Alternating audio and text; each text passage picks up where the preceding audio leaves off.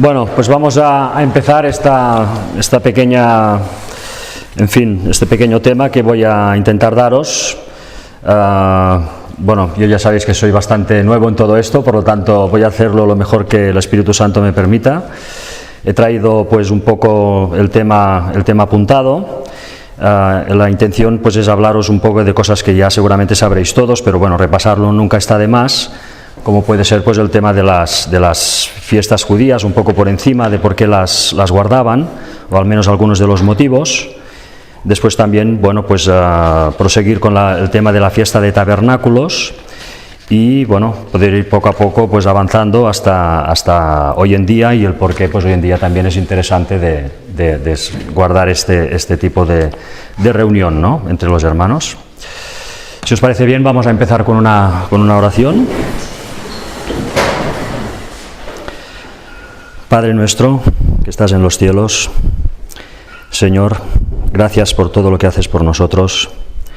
Gracias porque tú nos has dado la vida, nos das todas las cosas que tenemos, nos apuntas siempre la dirección correcta, nos indicas el camino a seguir y nos das las fuerzas para seguirlo. Señor, no nos dejes nunca, y menos ahora que estamos ya acabando estos 6.000 años de historia. Permite que tu Espíritu Santo esté entre nosotros, que me ayude especialmente a mí para poder dar este tema, porque soy una persona que ha empezado hace poco con todo esto y necesito especialmente de tu ayuda. Señor, te damos las gracias por todo lo que haces por nosotros. Te pedimos que nos perdones todos los pecados, que en el nombre de Jesús te lo pedimos todo. Amén. Bueno, pues hermanos, empezaremos pues por lo del tema de las fiestas judías. Ya sabemos todos que los judíos tenían 7 fiestas anuales de obligado cumplimiento. Estas fiestas eran la fiesta de Pascua, la fiesta de los panes sin levadura, la fiesta de las primicias, la fiesta de Pentecostés, la fiesta de las trompetas, el día de la expiación y la fiesta de los tabernáculos. Estas 7 fiestas se agrupaban en 3 grupos. Entre marzo y abril se celebraban las 3 primeras, la fiesta de Pascua, la fiesta de los panes sin levadura y la fiesta de las primicias. En segundo lugar, entre mayo y junio se celebraban la fiesta de Pentecostés. Y finalmente, entre septiembre y octubre, se celebraban las 3 últimas fiestas del año, que era la fiesta de las trompetas, el día de la expiación y la fiesta de los tabernáculos. Estos 3 grupos representaban 3 convocaciones que tenía que hacer el pueblo judío durante el año, lo cual representaba que ellos tenían que desplazarse del sitio donde vivían normalmente e ir hasta el templo de Jerusalén para hacer la adoración. Esto lógicamente pues les representaba para ellos un gran sacrificio y también dar un voto de confianza muy grande a Dios, y ellos pues con ese acto que hacían de fe ciega en Dios, pues conseguían un gran beneficio espiritual. Nosotros, evidentemente, de todas estas fiestas judías no tenemos que guardarlas, pero sí tenemos muchas cosas que aprender. ¿Por qué Dios consideró necesario que el pueblo judío guardara estas 7 fiestas? Bueno, evidentemente habrán muchos motivos, ¿no?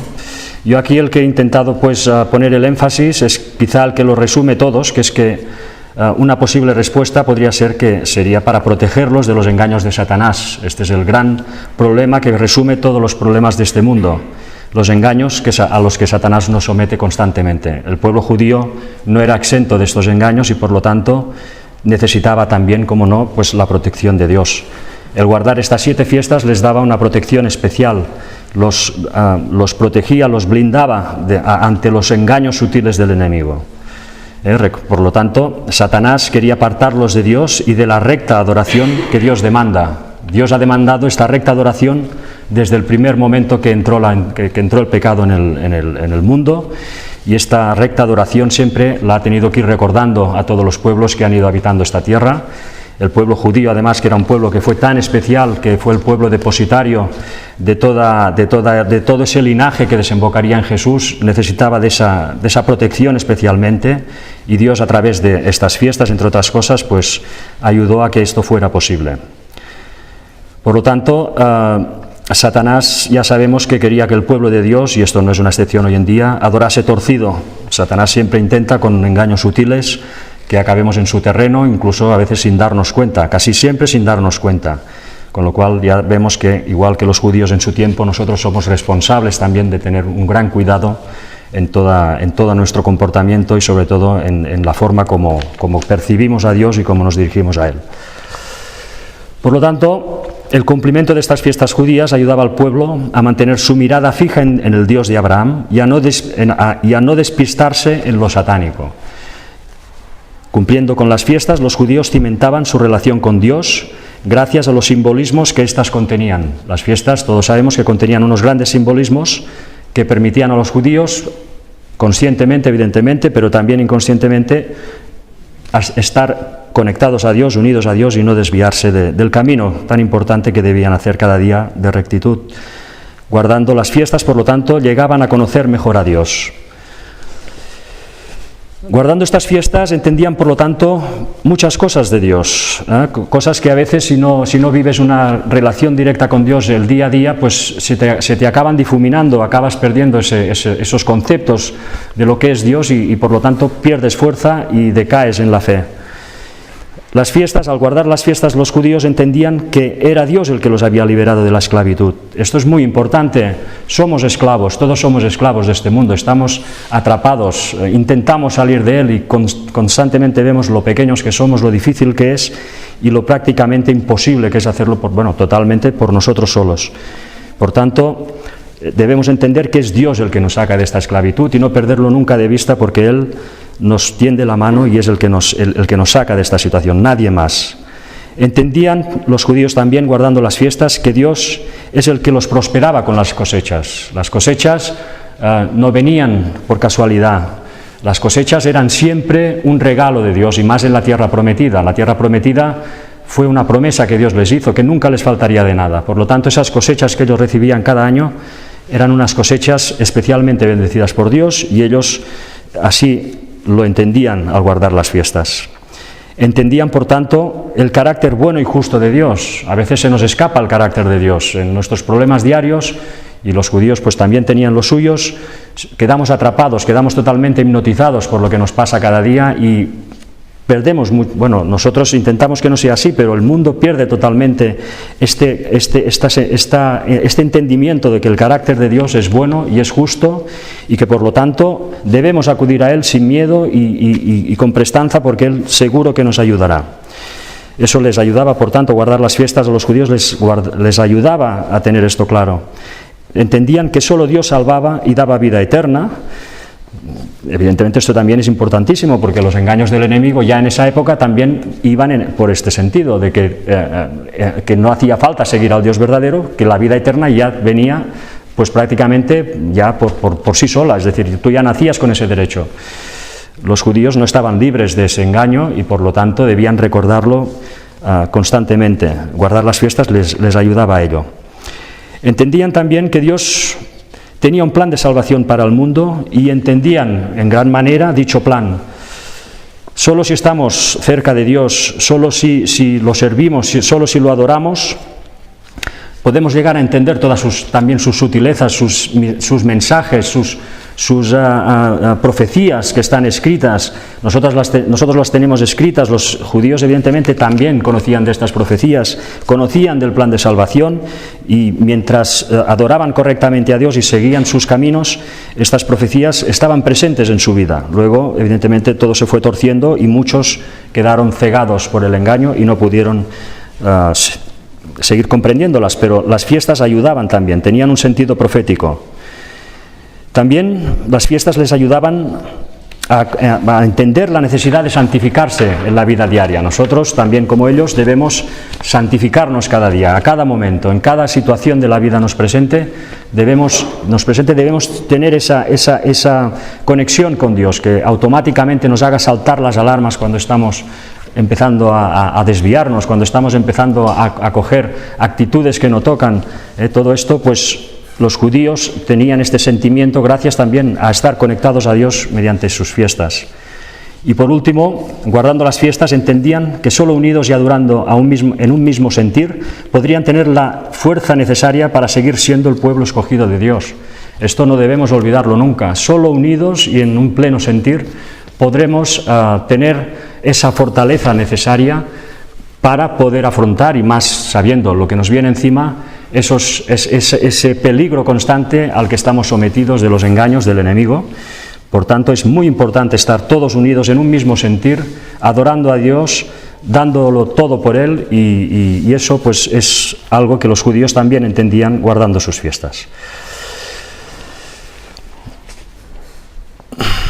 Por lo tanto, vamos a dar ahora un paso más y vamos a ver un poco la fiesta de tabernáculos concretamente, que guardaban los judíos, qué beneficios les aportaba guardar tabernáculos y cómo los ayudaba en este camino tan difícil de seguir, que es el camino recto que lleva a Dios, ¿no? En Levítico 23:33 podemos leer: y habló Jehová a Moisés diciendo: habla a los hijos de Israel y diles: a los 15 días de este mes séptimo será la fiesta solemne de los tabernáculos a Jehová, por 7 días. Bueno, esta fiesta de tabernáculos, por tanto, ya vemos que se celebraba del 15 al 21 del mes de Tisri. Recordemos que esto sería entre septiembre y octubre, por lo tanto en otoño. Básicamente, el motivo en principio más evidente del celebrar esta fiesta de tabernáculos era para conmemorar los 40 años que duró la travesía del pueblo judío por Israel.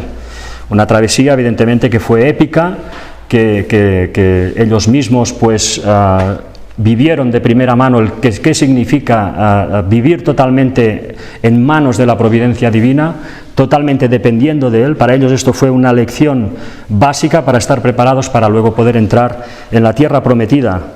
Nosotros, evidentemente, esto tiene clara correspondencia también en nosotros, en nuestra actitud, en la vida también, cuál debe ser, ¿no? La celebración de tabernáculos duraba 7 días, durante los cuales el pueblo hebreo construía y habitaba chozas hechas con ramas entrelazadas. Vivir también en tabernáculos te da es como vivir más en la naturaleza, por lo tanto tienes esa sensación de más contacto con Dios, estás más cara a cara con Dios, estás más tocando a Dios porque estás en una situación en la cual tú seguramente también te ves más vulnerable, no tienes la seguridad de grandes muros ni grandes tejados, estás pues un poco a su merced. Estas chozas se construían en los techos de las casas, en los patios, en el atrio del templo y también en las calles. Por lo tanto, esta fiesta de tabernáculos ayudaba grandemente. Guardar esta fiesta de tabernáculos ayudaba grandemente al pueblo judío. No era una cosa, una fiesta y ya está. Era una enseñanza constante el guardar las fiestas, y tabernáculos no podía ser tampoco de otra manera.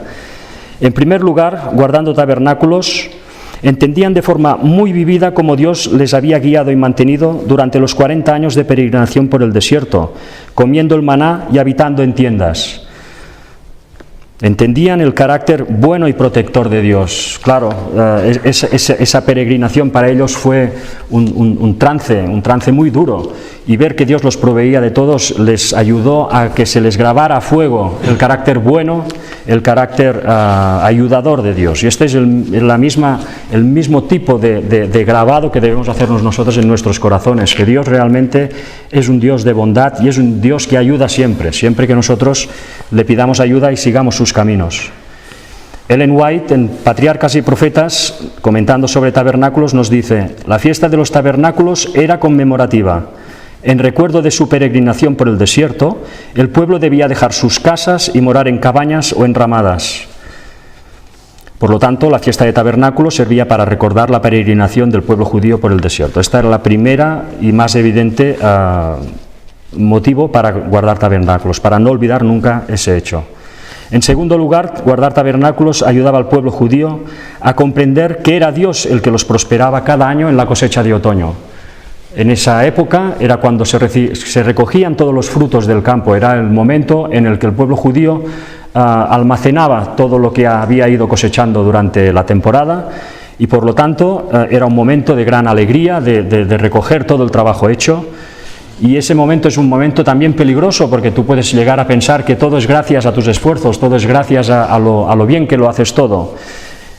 Guardar esa fiesta era un recordatorio de que todo nos viene de Dios, que por lo tanto no debemos olvidar nunca que es el Dios el que provee, que es el Dios el que nos lo da todo, ¿no? Y especialmente al pueblo judío, que estaba rodeado, todos sabemos, por una gran cantidad de enemigos, que su vida siempre pendía de un hilo, bueno, como las nuestras, pero en su caso era como más evidente. En Patriarcas y Profetas nos dice, referente a tabernáculos y a lo de la cosecha: esta fiesta reconocía la bondad de Dios en los productos de la huerta, del olivar y del viñedo. Así se completaba la serie de reuniones festivas del año.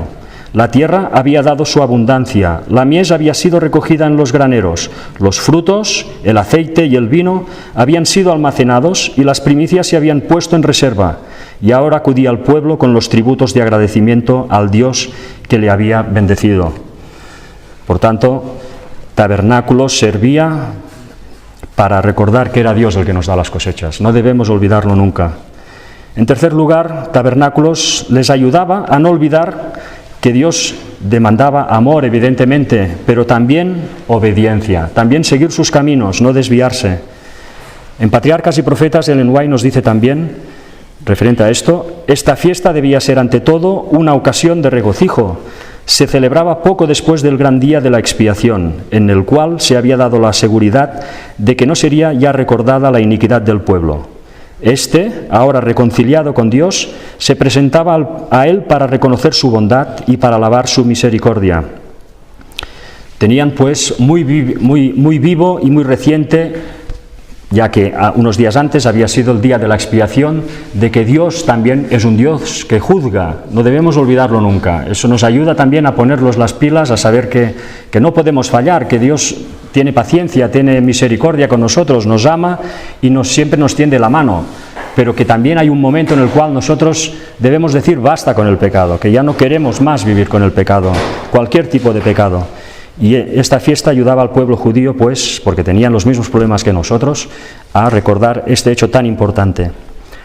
Finalmente, gracias a la fiesta de tabernáculos, podían llegar a comprender un poco más del final del plan de salvación después de 6.000 años de pecado, cuando Dios separará el trigo de la paja, a unos para salvación y a otros para perdición. Sabemos que las fiestas judías tenían un carácter profético, que daban unas claves sobre, no solo sobre el Mesías solamente, sino también sobre todo el plan de salvación, todo lógicamente girando alrededor del Mesías. Y por lo tanto Tabernáculos hablaba también de esos 6.000 años de historia, de esas profecías, y concretamente se centraba o ayudaba a los judíos a entender muy profundamente que esta historia tendrá un final, y que en el final de esta historia va a haber un juicio, y que en este juicio se va a separar el trigo de la paja. No va a pasar todo el mundo, va a separar el trigo de la paja. Esto, que en principio parece, en fin, una noticia preocupante, lo que debe ser es una noticia que nos ayude a estar más centrados en las cosas de Dios, a no perder de vista todo lo que es el tema de Dios, ¿no? Ellen White nos comenta en Patriarcas y Profetas, referente a este punto: Tabernáculos era la fiesta de la mies, celebrada la recolección de los frutos de la tierra, y apuntaba hacia algo futuro, el gran día de la siega final, cuando el Señor de la mies mandará a sus segadores a recoger la cizaña en manojos destinados al fuego y a juntar el trigo en su granero. Por tanto, estaba claro que la fiesta de tabernáculos apuntaba al final de los 6.000 años de historia y a esta separación que Dios va a hacer. Bueno, vamos a ver ahora un poco el tema de por qué hoy en día ya no deben guardarse estas fiestas judías. Estas fiestas judías sabemos que tuvieron una utilidad muy concreta en el tiempo de los hebreos, que quedaría totalmente, neutralizado por la venida de Jesús. Las fiestas en ese momento daban ya fin a su en fin, ya no tenían que guardarse más. Es necesario, por tanto, comprender de una vez por todas que toda la ley ceremonial judía fue abolida por la primera venida del Mesías. Estas fiestas judías fueron necesarias solo hasta la primera venida de Jesús. Esto hoy en día hay mucha gente del mundo cristiano que no lo entiende, y cada vez más gente está volviendo a judaizar, está volviendo a guardar este tipo de fiestas y de leyes ceremoniales. Ya no toca guardar todo esto. ¿Por qué? Porque estas fiestas judías fueron necesarias solo hasta la primera venida de Jesús. Bueno, en primer lugar, para entender un poco esto, o al menos como yo lo he entendido, evidentemente orando, es que en primer lugar tenemos la figura del remanente santificado. El pueblo hebreo era el remanente santificado en ese momento que debía poder dar paso a la venida del Mesías. Cristo necesitaba a un remanente santificado para venir a la tierra. Este remanente santificado fue el pueblo judío. Pero, ¿cómo puede ser alguien santificado sin tener un conocimiento de Jesucristo? ¿Podemos ser santificados sin conocer a Jesucristo? Juan 17:3 nos dice: y esta es la vida eterna, que te conozcan a ti, el único Dios verdadero, y a Jesucristo, a quien has enviado. Por tanto, ya vemos que quien quiera ser santificado deberá conocer a Jesucristo, conocer en mayúsculas. Por tanto, parece que para ser santificado para vida eterna debemos conocerlo bien. Pero ¿cómo podía el pueblo judío tener un buen conocimiento de Jesucristo si éste aún no había venido? Evidentemente conocían a Dios, pero el conocimiento que nos dio luego Jesucristo, con su muerte, con su ejemplo de vida, con todas las cosas que nos dejó escritas, evidentemente esa venida de Jesús completó ese conocimiento que nosotros hoy en día podemos tener de Jesús. El pueblo judío no podía acceder a este conocimiento. Por tanto, la solución de Dios fue dar al pueblo judío un esbozo de Jesucristo, una idea de Jesucristo. Como Jesucristo aún no había venido, dio al pueblo judío las fiestas para que la santificaran. Recordemos que para que uno pueda ser santificado debe conocer a Jesucristo y por lo tanto estas fiestas eran un esbozo de Jesucristo, las fiestas y las leyes ceremoniales. Estas fiestas y leyes ceremoniales hablaban de Jesucristo, representaban a Jesucristo, eran un esbozo de Jesucristo. Cuando un judío guardaba la ley ceremonial, recibía la misma santificación que recibimos nosotros ahora al fijar nuestra mirada plena en el Cristo crucificado. Entendían más cosas de Dios. Guardar la ley ceremonial era como conocer a Jesucristo que aún no había venido. Por esto estas fiestas y leyes ceremoniales solo fueron necesarias para llenar la parte de la historia en que Jesucristo aún no era conocido. La primera venida de Jesús, la ley ceremonial, con la primera venida de Jesús, la ley ceremonial quedaba inútil, innecesaria y abolida. Con la primera venida de Jesús teníamos finalmente el original del que se había estado hablando durante 4000 años de historia. Por lo tanto, todas estas fiestas, todas estas leyes ceremoniales que ayudaban al pueblo a conocer más plenamente a Dios, quedaban abolidas porque ya teníamos el original para mirarlo directamente. Ya no necesitamos ver la foto, necesitamos ver al original.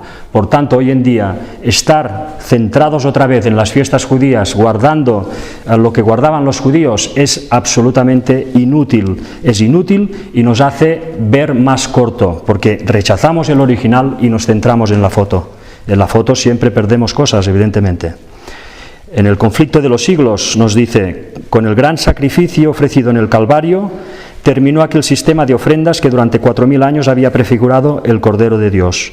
El tipo se encontró con el antetipo y todos los sacrificios y oblaciones del sistema ceremonial debían cesar. Por tanto, hermanos, ya vemos que guardar otra vez las fiestas judías es no querer conocer a Cristo en toda su plenitud. La persona, resumiendo este tema, la persona es santificada cuando conoce y se entrega totalmente a Jesucristo. Al pueblo judío, por lo tanto, se le dio un esbozo de Jesucristo pues este todavía no había venido. Este esbozo fueron las fiestas y leyes ceremoniales. Con la venida de Jesucristo original, dejaba obsoleta la copia, la ley ceremonial.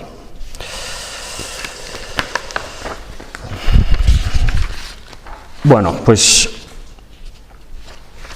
hemos dicho que las fiestas judías, como todos sabemos, pues ya no deben guardarse. Sí que es verdad que han habido dos fiestas que han tenido continuidad, evidentemente modificadas. Una es la fiesta de Pascua, que sabemos que se ha transformado en la fiesta de la Santa Cena. Ellen White nos dice en Patriarcas y Profetas: cuando el Salvador dio su vida en el Calvario, cesó el significado de la Pascua y quedó instituida la Santa Cena para conmemorar el acontecimiento que había sido prefigurado por la Pascua. En Consejos para la Iglesia nos dice también: este rito ha de celebrarse hasta que Él venga por segunda vez con poder y gloria.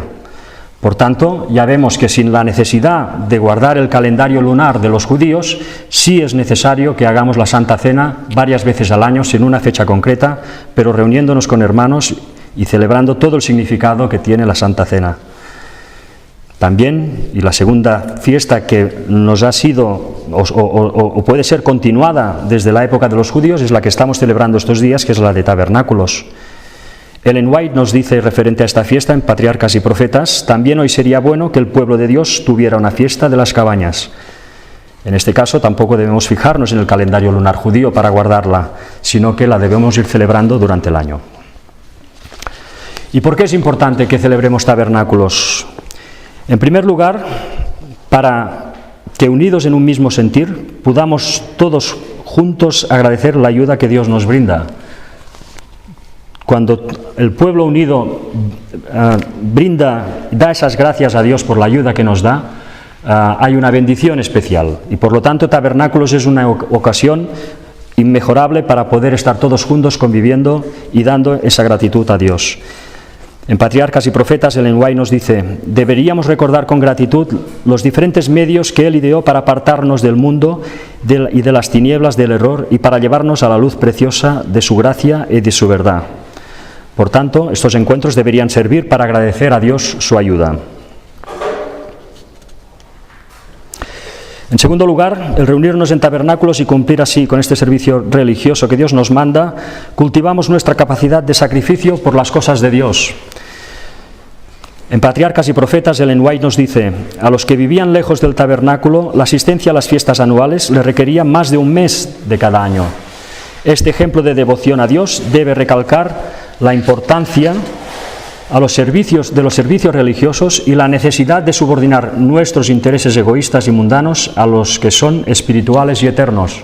Cuando nosotros hacemos el esfuerzo de venir a una reunión como esta, viniendo desde lejos muchos de nosotros, representando también un esfuerzo económico tantas veces y, por qué no decirlo, alguna que otra incomodidad, pero esto es muy importante de hacerlo porque nos hace crecer en esta capacidad de sacrificarnos por las cosas de Dios. Esto debemos de empezar ya a practicarlo en nuestro día a día y en fiestas como estas reuniones, porque realmente recibimos una bendición especial.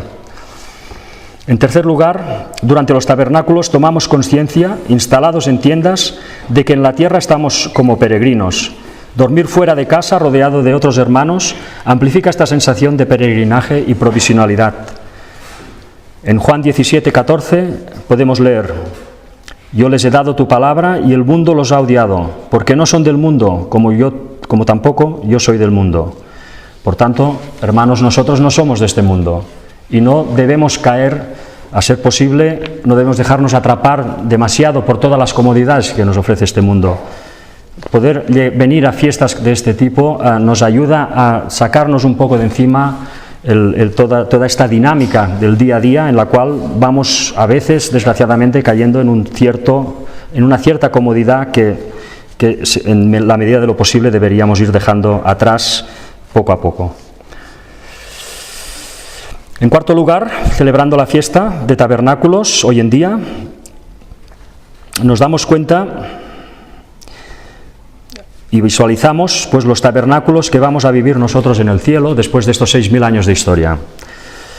Va a ser un momento de gran gozo, de gran bendición. Va a ser un momento en que las pruebas ya quedarán atrás, el pueblo de Dios ya habrá llegado a su destino, todo el sufrimiento habrá quedado atrás. Esta fiesta que estamos nosotros celebrando hoy nos debería también poner en la mente esta imagen de que realmente nosotros vamos a estar en un ambiente parecido a este, de gran gozo, de gran hermandad entre la gente, en un sitio ya a salvo. Esto deberíamos recordarlo también porque vamos a necesitar todo este tipo de objetivos en la mente para poder ir trazando con éxito, con la ayuda de Dios, estos años que nos quedan de historia, que sabemos que van a ser un poco movidos, ¿no? En Patriarcas y Profetas nos dice referente a esto: a este sacrificio que debemos hacer para asistir a este tipo de reuniones, nos dice Patriarcas y Profetas: sufrimos una pérdida si hacemos caso omiso del privilegio de reunirnos para fortalecernos y alentarnos los unos a los otros en el servicio de Dios. Las verdades de su palabra pierden entonces para nuestra mente su vigor e importancia. Nuestro corazón deja de sentirse iluminado e inspirado por la influencia santificadora y decae nuestra espiritualidad. El que se encierra en sí mismo no desempeña bien la misión que Dios le ha encargado. Somos todos hijos de un solo Padre y dependemos unos de otros para ser felices. Somos objeto de los requerimientos de Dios y la humanidad. Al cultivar debidamente los elementos sociales de nuestra naturaleza, simpatizamos con nuestros hermanos y los esfuerzos que hacemos por beneficiar a nuestros semejantes nos proporcionan felicidad. Esto no deberíamos olvidarlo tampoco nunca, ¿no? Por tanto, ya vemos que celebrar tabernáculos pues es parte de nuestro crecimiento espiritual. No debemos pensar que, bueno, ya lo haremos más adelante o quizá no es del todo necesario. Aquí vemos que realmente hacer este esfuerzo tiene como resultado un crecimiento espiritual para la persona y para el pueblo, que somos todos nosotros. Bueno, para ir acabando me gustaría pues ampliar un poco este último punto, ¿no?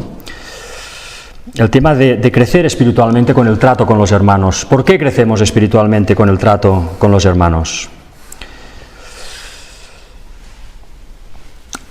El trato con los hermanos es un banco de pruebas.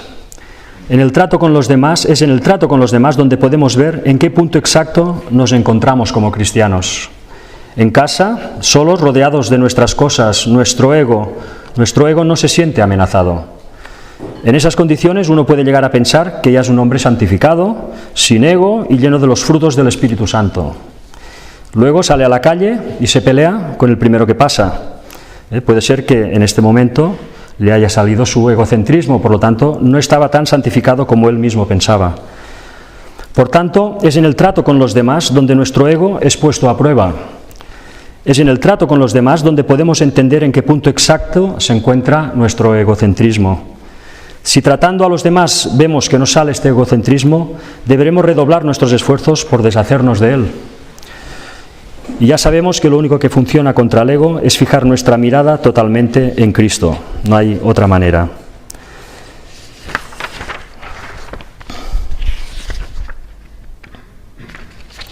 Bueno, hay muchos ejemplos de momentos en los cuales pues todos podemos fallar, ¿no? Por ejemplo, si vemos que estamos más pendientes de la mota del ojo del otro y no de la viga que llevamos, pues deberemos redoblar nuestra mirada en Cristo. Si vemos que nos alegramos con las desgracias ajenas, deberemos redoblar nuestra mirada en Cristo también. Si vemos que nos molesta que alguien lo haga mejor que nosotros, deberemos redoblar nuestra mirada en Cristo. Si sentimos un punto de antipatía por alguien, deberemos también redoblar nuestra mirada en Cristo. Si vemos que tenemos una necesidad exagerada de poseer cosas bonitas para agradar a los demás, deberemos redoblar nuestra mirada en Cristo. Si vemos que estamos pendientes de subir escalones en el grupo, deberemos redoblar nuestra mirada en Cristo. Si vemos o nos imaginamos que el otro nos mira mal y tomamos venganza, deberemos redoblar también nuestra mirada en Cristo. Si estamos pendientes del que dirán, deberemos redoblar nuestra mirada en Cristo. Si nos enfadamos con alguien porque no quiere recibir el mensaje, también deberemos redoblar nuestra mirada en Cristo. Si nos vemos autocompadeciéndonos ante este mundo injusto, deberemos redoblar también nuestra mirada en Cristo. Si nos da pereza el trato con los demás, también deberemos redoblar nuestra mirada en Cristo. Todos estos comportamientos son producidos por nuestro ego y el miedo a que nos lo pisen o quede mal parado. Tendemos a proteger nuestro ego, esto lo hacemos todos. Por tanto, solo tratando a los demás podemos saber hasta qué punto tenemos ego. Y si lo tenemos, querrá decir que aún nos queda trabajo por hacer. Porque sabemos que un cristiano nunca debería ser egocéntrico. Porque si hay ego, quiere decir que esa persona no ha recibido aún los frutos del Espíritu Santo en toda su plenitud. En cambio, en la persona que ha recibido los frutos del Espíritu Santo, el ego ya no está.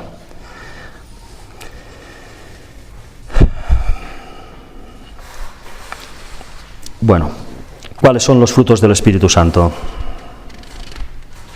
Bueno, decir antes ¿Por qué nosotros no podemos quitarnos nuestro ego? No hay técnicas humanas que puedan hacerlo, solo Dios puede hacerlo. Por mucho que acariciemos a niños y ayudemos a las abuelas a cruzar la calle, nuestro ego no se irá. Solo se irá si nos entregamos del todo a Cristo. En vez de estar todo el día dando vueltas con el yo, los demás y los demás yo, deberemos fijar toda nuestra atención en Cristo. Solo entonces empezaremos a recibir los frutos del Espíritu Santo y que son dados por añadidura cuando buscamos a Cristo. Podremos dar entonces sí un amor libre de egoísmo a los demás. Por último, pues ya solo me queda deciros, hermanos, los frutos del Espíritu Santo que vienen reflejados en Gálatas 5:22, más el fruto del Espíritu es amor, gozo, paz, paciencia, benignidad, bondad, fe, mansedumbre, templanza. Contra tales cosas no hay ley. Una persona llena de amor, gozo, paz, paciencia, benignidad, bondad, fe, mansedumbre y templanza estará muy próxima a no tener egocentrismo. Muchas gracias por escucharme y vamos a terminar con una oración, si os parece bien.